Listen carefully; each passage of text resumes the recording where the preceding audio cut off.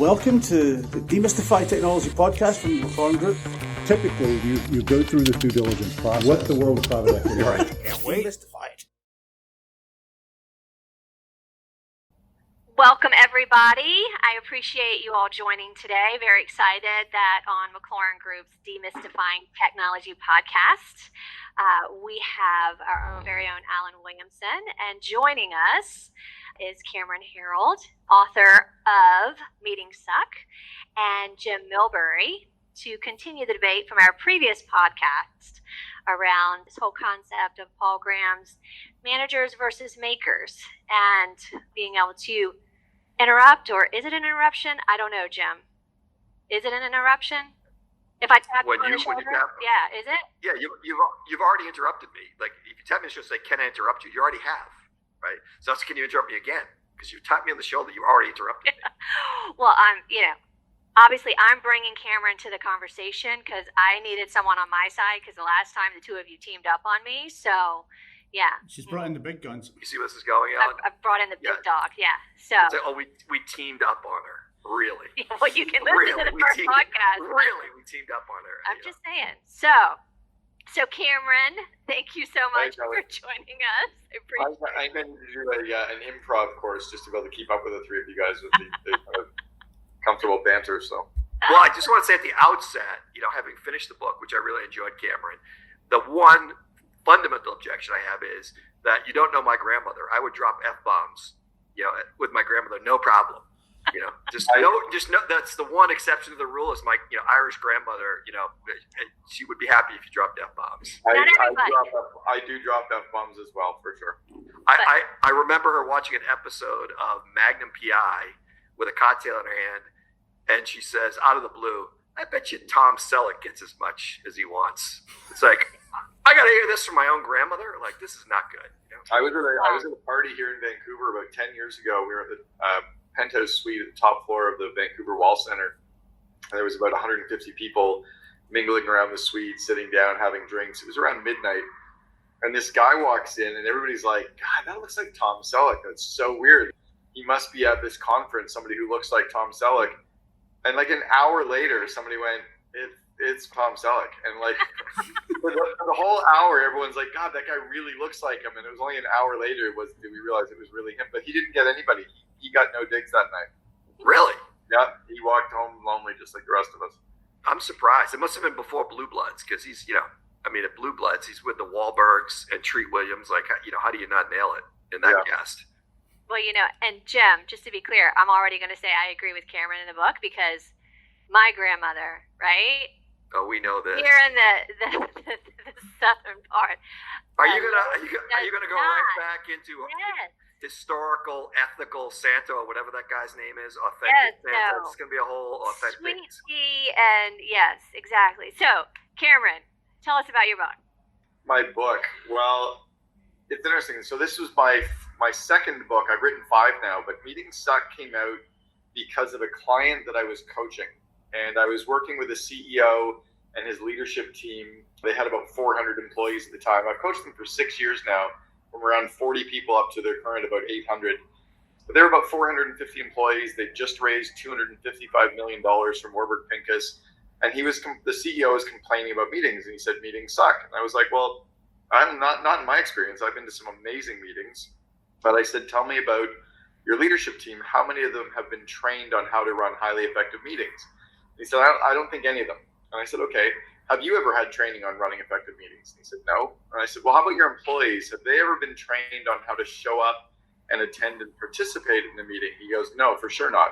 And I said, the meetings don't suck. You suck at running meetings. And that was really the whole impetus for the book. And I talked about an analogy that we would never send our kid off to play Little League baseball without teaching him how to hold the glove and how to catch a ball and how to throw the ball and how to hold the bat. We would give our kid the basics. Otherwise, they'd come home from Little League and say, baseball sucks. And baseball doesn't suck. It's really fun if you know how to play it. But it really sucks if you're incompetent and don't know what you're doing.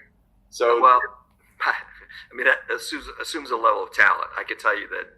Right. There's got to be a level of talent. But growing up in Boston, they put all the kids, including me, on a different team every year instead of the mixing it on each. So at least we get to play. And it's such a difficult experience. Town Taxi, Chest to Print, and Crowley's Movers. He's a sympathetic. You're like on the government people. We didn't win a game. We were, 0-3 seasons. We won no games across 3 seasons. Right. But I got an ice cream at the end of every game. So Cameron, is this something like where everybody thinks they're a good leader, but really they're not really that great? Do people actually recognize they don't run meetings well? They're starting to, and I think it's, as an example, Elon Musk, Elon's brother worked for me 25 years ago. So Elon's brother, Kimball, used to work for me, and then his cousin, Peter Reeve, who built Solar City as the CEO, worked for me as well back in '93. Elon tweeted something around 9 months ago, and he said, if you're in a meeting, stand up and walk out of the meeting. So I sent him a text message after. I'm like, that does not fix the root problem. The root cause is the meeting sucked. If you fix the meeting, they won't have to walk out of the meeting. And I think the core that I'm trying to go back to is that most managers, most leaders have never been given the executive functioning skills to do their job.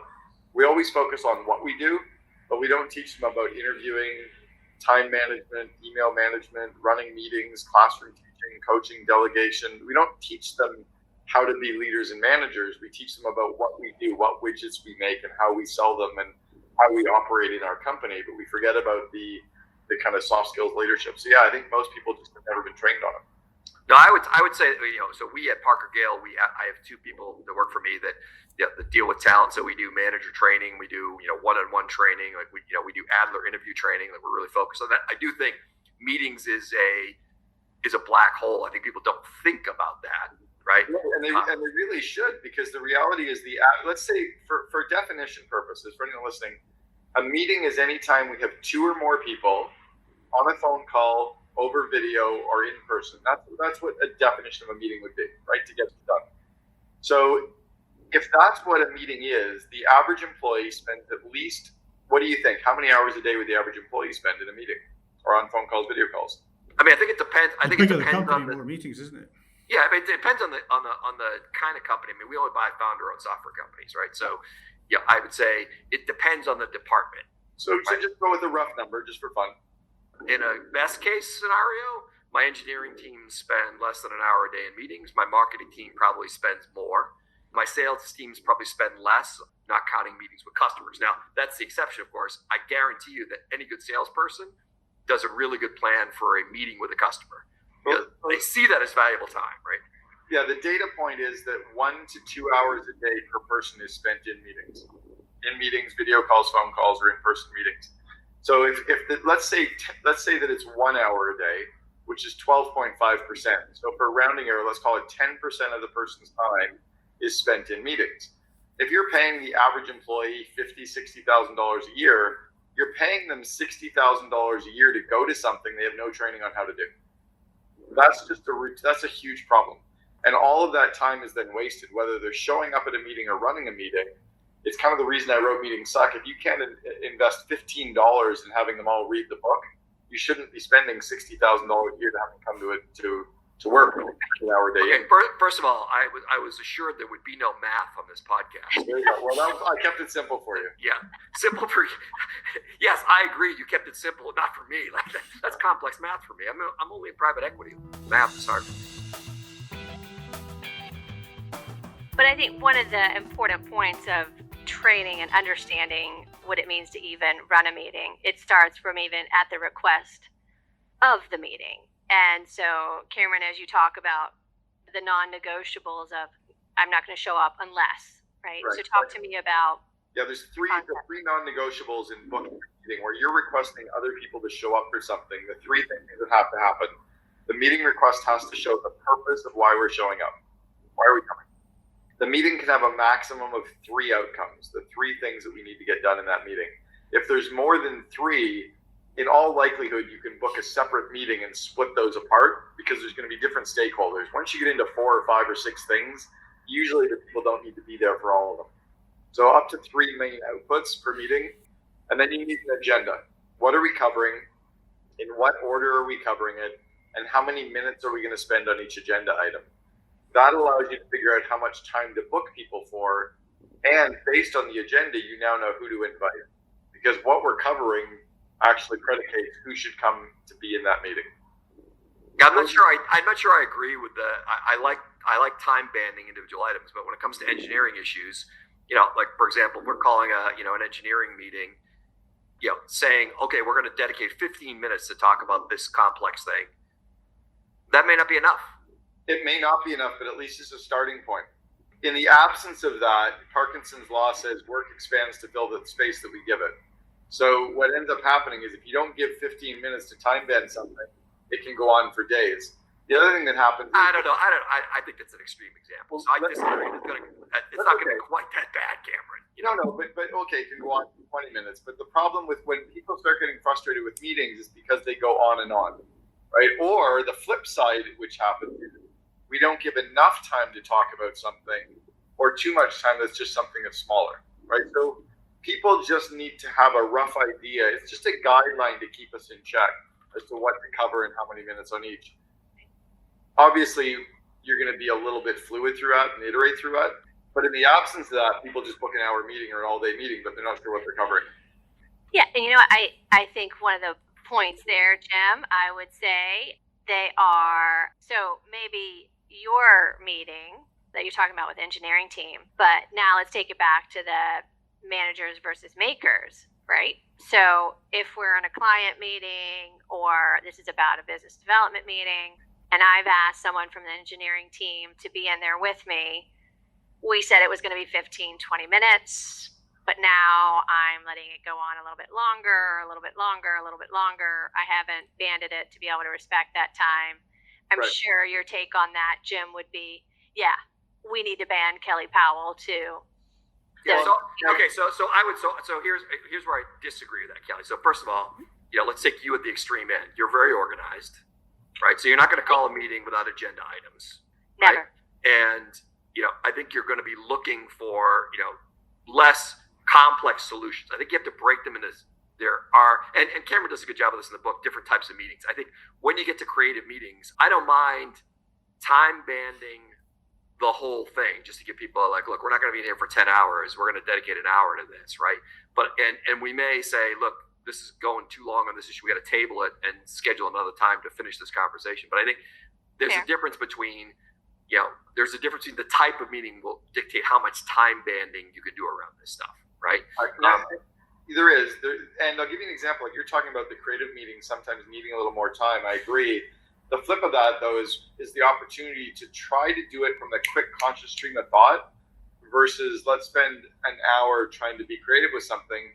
What if we got every single person to write down the top 3 things that came to mind on a Post-it note, and then they read out their Post-it notes. So now we got 8 people in the room times 3. We got 24 ideas up. But we did it in like 3 minutes to think about it and then 1 minute to read them. All of a sudden, we got it done in 12, 14 minutes instead of what usually happens, which is the hour being monopolized, thank you, monopolized by the extroverts and the dominant people, and the more amiable analyticals don't even get to speak during that hour. So we don't. Oh, here we go. As someone who's dominant, it's gonna. Go ahead. Let us know. Go ahead. I'm the lightning rod for hate. So first of all, so we follow. We don't use the 4 personality type grid that you reference in the book. It's fine. We use a customized version of the Hogan in our portfolio because it's more what happens under stressors. We use a customized version. Like where's your, where do you crawl back to? When things are having a problem, right? Because we believe that we have to know how people are going to react to it. For example, if you read my Hogan, in times of stress, I take on more risk. So my partners know that if we're under a deadline, they're gonna have to double check because we can we'll take this up a notch. We're taking it up a notch, which is not good, right? I have other partners who are much more conservative, and in times of stress they slow down, right? So we think that's important. I think when it comes to engineering, so I think there's another dimension. The advice in your book is really good, and I believe in the concept of training people on meetings. I think you have to break it between the kinds of teams. So, marketing and sales may be different meetings. With engineering, I think Alan and I have both sensitive to a couple of things. First off, there are people that are deep thinkers that asking them to write something down and then reading it out aloud, they don't want to do it under any circumstances. Some of those people, their best result is to be in a meeting, leave the meeting, write down their notes, and circulate their notes around. They're much more comfortable doing that. The second element is not everybody's idea in an engineering team, like for example, if we're in a meeting, putting down my thoughts on how to lay out this code is good for a joke. It's good for a laugh for the team, but nobody wants my advice on that. Now, if you're asking about database design, then my opinion's relevant, right? But it may not be relevant for everything. This is why I think it's so important to understand the purpose, outcomes, and agenda to decide who we invite to the meeting. Because based on the agenda, if your advice isn't going to be valid, we shouldn't invite you for the whole meeting, maybe just for parts of it. And then we let you go back to work and work on what's really critical. The idea, and Steve Jobs was brilliant with this at Apple, he would turn to people and go like, why are you even in this meeting on strategic thinking when you're supposed to be in the planning meeting that comes next? We don't want you on strategy, we want you on execution, or we don't need you on this part. And it wasn't a negative for the person to not be there. They realized that he really needed them back at their desk doing their other shit that was highly critical. Yeah, I think in Steve Jobs' case, I'm sure he didn't say that in a great way. He was a caustic dude. Yeah, he didn't say it in a great way, but it was done in a way that if we can deliver it in a nicer style, where people understand the reason you're not coming to a meeting isn't because I don't value you. I value you like a Navy SEAL, but you're the sniper who I need doing X. And in this case, we don't need you doing Y. And okay, we're all lost to that example. I mean, I think there's three people on this call that if there are three people that are more unsuited for military. I'm with you, Cameron. It would be, now, not that you wouldn't find in the uniform. I think you would like the uniforms, Kelley, but in general, like the rest of us, Alan and I are basically. Yeah, we would. In the event of war, we are classified as prisoners. So, do you watch football at all? Do I watch what? You watch football? No. Have you ever watched football? Yes, I've seen a football game. Yes. You don't see the kicker very often out on the field, other than when they're kicking. It's because they're really incompetent when all the big guys are running at them. So they're in and they don't feel bad that they're not invited out for the rest of the plays because they know they get killed. But when they're there to kick, they're the best in the world at kicking. But how do you deal with the personality conflict there with respect to people feeling left out? You have to let them know in the beginning, we're not leaving you out. We want you working on the other areas. And if you're coming in, we're going to give you the format to then be heard. Where more often people get hurt is we've invited them to the meeting. They sat there for the whole time and nobody ever gave them a chance to talk because the other dominant, more expressive people were monopolizing the conversation. And they're like, I was here for 30 minutes and I got to say 12 seconds worth of shit. You don't even give a shit what I say anyway. They're often feeling hurt by coming to the meeting versus by being left out. I think with technical people, to our earlier conversation, I think the other dimension with technical people is if we're gonna have meetings, don't do a 9 a.m., 11:30, a 3 p.m. meeting, no matter how important they are, because you just broke my day up from my ability to focus has been broken up 3 times in that day, right? So I'm going to get less work done than if you said, look, we're going to get our meetings out of the way from 9 to 10:30. You may be back to back for you, but from 10:30 to whatever, you're going to be uninterrupted time as a maker to dig in, right? Yeah. Stuff you got done. That's really important, I think, with people who are makers versus managers. Managers want to know everything, so they love meetings. And even if they do a great job, even if it's the best meeting organizer in the world, somebody who's been given do you give out merit badges or anything, Cameron? Is it like a award? Merit badges. Let's assume we do, right? Like, assume the best guy, it's not going to matter if you had, there were 3 great meetings in my day and they were all super effective, but I ended up being effectively interrupted 3 times that day. I'm going to be dissatisfied with the level of work that I get done just because it's broken up. There is one data point related to the human body, and it's the time periods during the day that our energy level drops the most. And those are 11 o'clock in the morning, so it's about an hour before lunch, and then around 2 o'clock in the afternoon. And we actually somehow hit these lows. So if you're ever going to do the short daily huddles or the quick kind of scrum meetings, those are good points in the day to do them because they actually separate people from the work. They have a quick pulse and burst of energy where you're getting some shit done, and then they get to go back in, crank hard for the hour, and then take the break and go back to work again. Again, maybe a little different on the engineering side, but for most people, those are 2 good energy drops during the day that those quick kind of scrum meetings can actually provide a good time block and then also a good energy boost for the rest of that period. So we've actually done that, Cameron, and I would say that Milbery, I would describe them as more of the She always uses my last name when she's mad. When she's my last name, oh my Cameron, God, I mad. do that. Right. She's like, no. Hey not Jim, mad. how are you? Hey Jim, how are you? Milbery, I need this from you. Milbery, to your point on the last podcast, that my sunshineness and adrenaline and happy good news, as lovely as it is still an interruption. Yes. So being able to have those focused into, okay, you have to put it within the 7 minutes, and now I'm counting on your flyby and you're coming in. So I know to be able to your point of plan out. Yeah, well, to Cameron's point, I think that if not all ad hoc, if they're planned, then as a maker, I can schedule my day to say, okay, I know if I'm getting pulled into this thing at 11 o'clock, I know 2 days in advance, then in that morning, I'm not going to get into something starting at 9 o'clock that's going to take me 4 hours because I'm going to get interrupted right in the middle of it. Oh, if yeah. If it's not scheduled, that's the problem. It's like Right. the Kelley tap on the shoulder. Yeah. Those ad hoc kind of grab people come now are bullshit. Shouldn't happen. Should never happen. And I even heard the analogy of like, unless there's a fire, should you? I was just going to say that. If there's a fire, call the fucking fire department. They can't do anything about it. Like, so yeah, we should never be pulling people away from their work. That stuff means that we haven't, as leaders, planned, or they as subordinates haven't planned. You know, it's like you're the university professor or college professor. You don't go grab them after class and go, "Can I grab you for a minute?" No, they don't have the minute. Or you might say, "Yeah, walk with me when I'm going back to my office." Or book me during office hours. But we need to teach people to plan their calendar and put the meeting rhythms in the calendar and then try to live with those. Well, the exception, I think, is software companies, because that's my experience. That may be another business, but I know for sure in software companies, and Kelley's done this a bunch of times, rightfully so. You'll have a customer that's down, and sometimes those are somewhat ad hoc, right? Because of circumstances. So we gotta, but to the point is, if you're always doing ad hoc, that doesn't feel like correct. Special. Yeah. It should be the exception, right?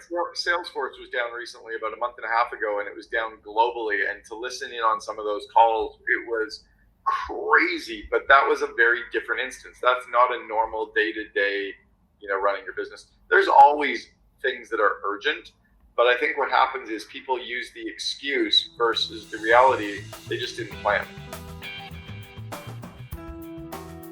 And I think one of the things that we talked about, Cameron, on the last call is we're fortunate to work with friends and colleagues and business partners that we understand each other because we've worked together in various capacities for a very long time.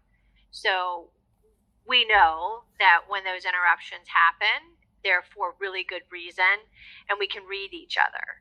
So for a team that doesn't have that history and that long-term relationship, what is the advice that you give to be able to understand and how to, obviously there is the set the agenda, set the meetings, you have your ad hocs, you have as much of the structure as you can, but what advice do you give to folks who are just starting to gel with one another to know when is the right time to interrupt and when can it wait, when should it wait? Yeah, so I do like putting the meeting rhythms in place into the calendar so that everyone knows day one what their meetings are for the year. They know which meetings they'll be involved for the most part, right? Other than the ad hocs that come up when needed. And those are kind of on a weekly basis. And then training people on meetings is part of their onboarding process so that they all get trained in meetings. So that's kind of the starting points. And then from there, I guess it's really around you're talking more the interruption time, right? How do you interrupt? So what I do is when the person comes, I train my leaders on how to do this. A person will come to me and say, "Hey, do you have 2 minutes?" And I say, "No, I don't." Or can it wait till our one-on-one on Monday? Because we already have a weekly one-on-one meeting that we usually cover all that miscellaneous. If it can't wait till the one-on-one, come and grab me during my 2 office hours, which are Tuesday at 3 or Thursday at 11, right? If it's that urgent, I'll come and grab you this afternoon. But you don't let them force you into the urgency. The next thing I do is I say, "So what is it you wanted to talk about?" And they'll say, "Well, I wanted to know about this." And I'll say, "What do you think about it?" "Well, I don't know." "Well, then go away and think about it. Come back and tell me what you want to do." Or they'll come and say, "What should we do about this?" I'll be, "What do you think we should do about it?" Like, I won't let them put the monkey on my back. So a great example of this was my 15-year-old kid came to me about 3 months ago and he said, "Dad, can you make me an egg? Can you fry me an egg?" I said, "Yeah, I can fry you an egg." So I go, "Come with me." He goes, "Where?" I go, "To the kitchen." He goes, "No, I want you to fry me an egg." I go, "I'm going to. Come with me." So I go to the kitchen. I go, "Grab the eggs out of the fridge." He grabs them. I said, "Take 2 eggs out." He goes, "No, I just want 1." I said, "Yeah, I know. I'm going to make you an egg. You're going to make me an egg." I go, "Get the frying pan." Who eats 1 egg? Who eats 1 egg? I don't even understand. You had me and you lost me. Times are tight. I cracked the egg, I made him crack an egg. I flipped an egg, I made him flip an egg. At the end of the day, he'd now made an egg, and now the next time he wants to fry an egg, it's like, you know how to fry an egg, go fry your own egg. But that's building a culture of my job is to grow people. And I don't think a lot of leaders focus on growing their team. They feel like they have to give them the answers and be there to solve problems instead of teaching them how to solve their own problems. Right? Can you do this for me? Yes, but you can also look it up on YouTube. So I think we need to work as leaders to flip the org chart upside down, where our job is to support them and give them skill development and give them emotional support and cheer them on, but not do their job, not hold them accountable, and not let them put the monkey on our back. Not solve their problems, but get them to solve their own problems, and not let them put their urgency onto our plate, but give them the support mechanism of the weekly coaching to give them the time, the one-on-one time to really coach them and mentor them and develop them. And I think Milbery would weigh in here that CEOs, leaders need to hear that in a way too, that it has to be a conversation and a communication around folks on this conversation might think that they're not interrupting and they're doing that, and they may not realize what you're working on in a way that, for instance, myself might not have realized the impact I'm having without the feedback loop, right, and the communication both ways. So I think part of that, you talk about being able to assess and communicate back whether or not you think you should be in a meeting, because maybe it is that the priorities and the other things that you have been tasked with, that maybe even I've asked you to do, are now competing, and you think that I have given you a priority by asking you, but maybe we just haven't communicated. And if I fully appreciated what was in conflict, I would make a different decision. Right, and that goes back to the onboarding and training process and empowering process and coaching process of all of our employees to say, you're allowed to say, no, I don't want to come to the meeting, or no, I don't think I need to be at the meeting because I have other priorities that are more important. That's okay to say that, and then we can have a discussion if I feel you're wrong or I really want you. And the same vein that if we don't invite you, don't feel bad that we didn't invite you. I had a funny situation years ago where we had to fire 150 people. And so we were firing all 150 on the same day. We invited them from our 4 different locations down to the head office. And one of the girls in building 3 really wanted to go to this meeting. And I'm like, go back to work. She's like, but I wasn't invited and Kelley gets to go. I'm like, trust me, you do not want to go to this meeting. She was all upset she didn't get to go until she found out everyone was getting fired. So I think it goes back to that training and onboarding and cultural development of people to say meetings are just one of the things we do here, right? It's not the reason for being. Yeah, and I think when you were talking about, and you brought it up there, but when we had our offsite, we talked about this notion of somebody disinviting themselves from a meeting, saying, I don't think I can be part of this, or sort of stuff. And the discussion went down the path of, well, the boss has asked me to be here. This could not be a good career move for me to actually not turn up at this meeting, even if I'm just an observer and it's taking an hour out of my time that really I don't afford. But the boss has said to be here. And sometimes, especially for the big meetings, you get to go up a couple of notches if you are indeed invited. Again, I'm going back to training everyone on this stuff. So in the absence of training everyone, then it just comes down to radical candor and just good discussion. And I believe that if you said to your boss, hey, I know you invited me. I don't want to hurt your feelings or upset you, but here's why I don't want to come. Here's what I'm thinking. What do you think? So you just kind of tell them what your thought process is and walk them through it and do it very quickly and then ask them. More bosses will probably go, that's pretty good, or, hey, I heard you, but I still disagree. I think that where this falls down in my experience has been, don't respond. The email or text response of that communication is a disaster, right? Yeah. Because then it's snarky, because I do think I've had people, hey, I want to invite you to this meeting, and I'm typically doing a couple of things when I do it. The first is letting them know if they're not responsible for doing any pre-work for that meeting other than reading the agenda, so they're not panicked like, oh, you're expecting me to have an answer to something. I just want you to listen. I'm going to want your opinion in this meeting. You don't have to do any prep work, or I may need you to do some prep work. I need you to pull some things together for this meeting. Letting them know that in advance. But those, when I'm turning someone down or they're turning me down, that's a conversation. It's not an email exchange, because I think that's when If I just got back a snarky decline from somebody I've invited to a meeting with no comments or whatever, okay, then we're going to have a conversation. I don't think I'd like that very much either. And I actually cover a little bit of that written communication in meeting suck, using an example sentence of "I didn't say you were beautiful." It's a 6-word sentence that, if you read it, putting the emphasis on word 1 versus word 2, word 3, 4, 5, or 6, you can read it 6 different ways depending on which word you put the emphasis on. Written communication is very, very tough these days because we're scanning stuff, we're moving too quickly, and emphasis can completely change the message. So yeah, I agree. Video or in person are always better for any tough communications.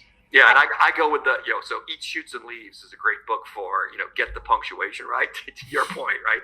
And I tend to, there's an old anecdote of Dale Carnegie's How to Win Friends and Influence People, probably one of the worst titles of a book ever, based on what's in the book, and that, Abraham Lincoln used to write snarky letters that he never mailed. If my initial reaction is snarky in email, I tend to write it and hit it in the drafts folder.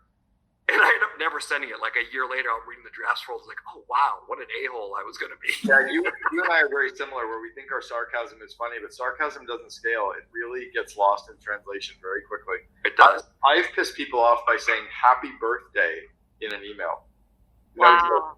I wrote happy birthday to this friend of mine, and he emailed me back. He's like, what's wrong? I'm like, nothing. I said happy birthday. He was like, that's it. I know, we've been friends for 10 years, and all I get was like happy birthday. I'm like, dude, I'm really busy. He goes, well, then why write me the note? I'm like, how about a happy birthday, asshole? Like, I don't know. Right. I totally agree that was, unless he had sent you an email that was, hey, my dog died, and your response is happy birthday.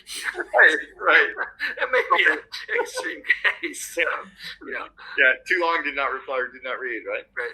The verbal, and this is why I believe that video communication is so powerful. I've been pushing this for years now, but video versus phone call or video versus email, you own the relationship. You can't miscommunicate. You build trust and relationship, and you don't need to waste the time traveling. It's really efficient for everybody. So, Cameron, you were talking about, so the book pretty much focuses on, I would guess, internal meetings. How much of that flips over to outward bound, client-facing, business development, and client update meetings? All of it, and they love it, because all of a sudden they get a meeting request that shows purpose, outcome, and agenda, and they're like, that's tight. These guys are sharp. And then you start the meeting on time, and you go, by the way, just a reminder, we finish all of our meetings 5 minutes early so we can live our core values and show up on time for our next one. And they go, nobody's ever done that. And then you actually stay on track, and you deliver points, and you respect everybody, and they go, wow, best meeting I've ever been to.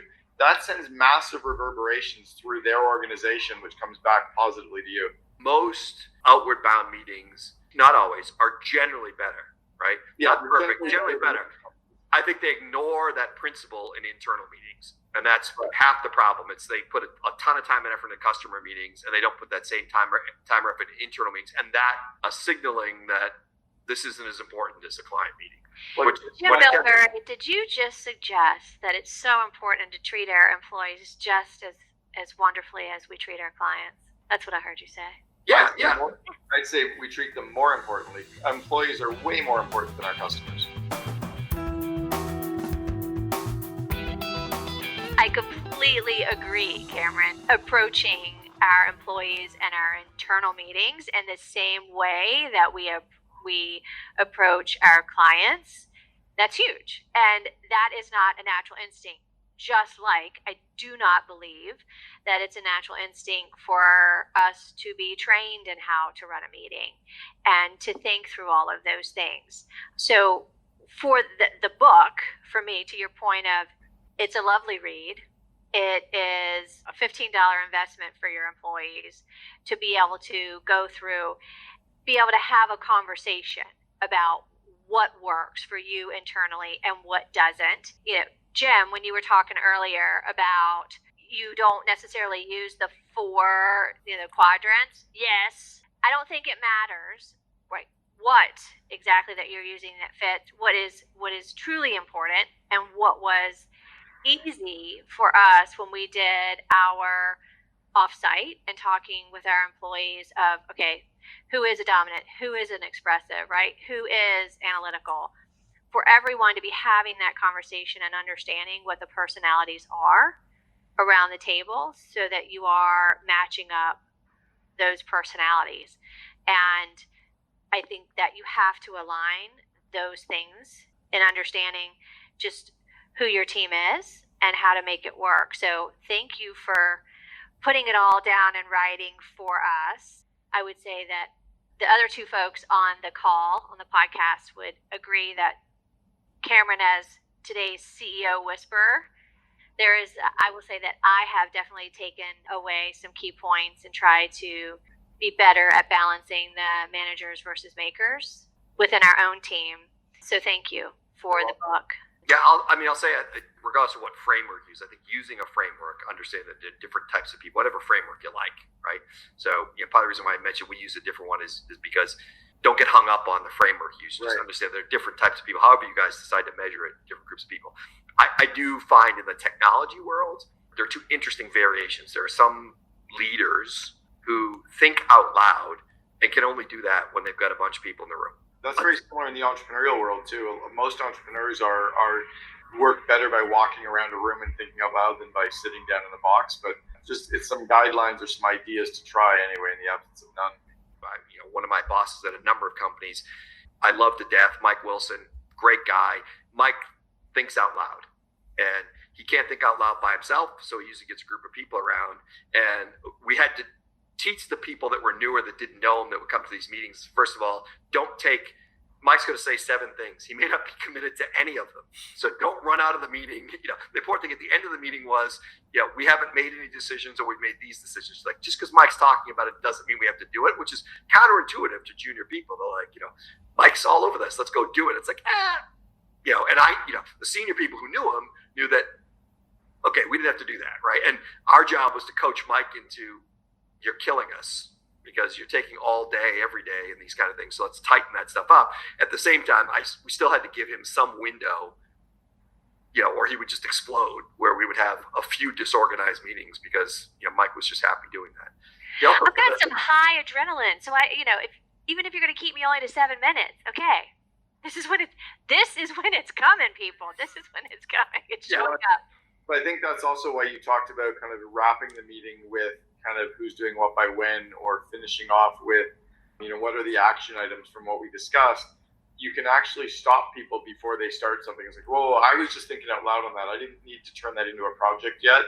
That often can happen if you don't finish by going around the horn and finishing off who's doing what by when. So or at least I like your suggestion of a moderator is the summary meeting. Like, the worst possible summary meetings we have is when, like, the dominant character who called the meeting summarizes it. Right. Because nobody's going to raise their hand and say, WTF, I didn't know what you're talking about, or I disagree. It's better when the moderator says, this is what I think we heard, right? Yeah. Because then it gives people that opportunity to say, and by the way, when the moderator, summarize it and completely differently than everybody heard it, it becomes obvious in the room. It's like, oh boy, that wasn't what I meant. Might be time to revisit, yeah. Yeah, for sure. Agreed. She's taking furious notes. Yeah. I am. When danger is, its ugly head, Sir Robin turned and quickly fled. Brave, brave Sir Robin. It is all good. Hey, feedback is a gift. I can take feedback. Yeah, but you wouldn't want to get it for Christmas, I can tell you that. Oh, Grandma, you give me feedback. That's nice. Gentlemen, as always, lovely to be with you. Cameron, thank you so much for joining us. It's been a pleasure. I really appreciate it. All right, thanks a million, folks. Enjoyed it. Thank you very much. Appreciate it. Pleasure talking to you. Ciao. Bye-bye.